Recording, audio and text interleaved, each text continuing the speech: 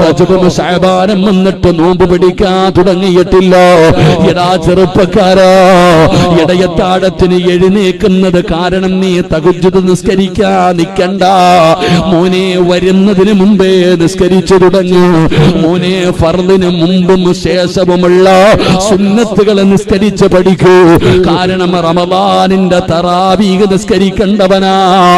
ദുഹാ നിസ്കാരം തുടങ്ങിക്കൂ, തഹജ്ജുദ് നിസ്കാരം തുടങ്ങിക്കൂ. അല്ലാഹുവിന്റെ ഖുർആൻ എടുത്തു. എല്ലാ കാര്യങ്ങളും ഒതുക്കി വെച്ചിട്ട് പള്ളിയിലേക്ക് പോകാൻ തയ്യാറെടുത്തു. അതുകൊണ്ട് എന്റെ പ്രിയപ്പെട്ടവരോട് പറയുകയാ, റമളാൻ നല്ലവനല്ലാതെ നഷ്ടപ്പെടൂല. എന്റെ പ്രിയപ്പെട്ടവരോട് പറയുകയാ, ഒരു നല്ലവൻ ഒരിക്കലും റമളാൻ നഷ്ടപ്പെടൂല. അല്ലാഹു ഇഷ്ടപ്പെട്ട ഒരാൾക്കും റമളാൻ നഷ്ടപ്പെടൂല. അതാ ഒരു നഷ്ടവാളിക്കല്ലാതെ റമളാൻ നഷ്ടപ്പെടില്ലടോ.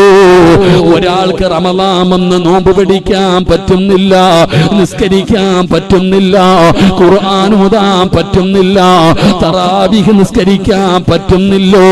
മോനെ പേടിക്കണം ചെറുപ്പക്കാരാ. റമളാൻ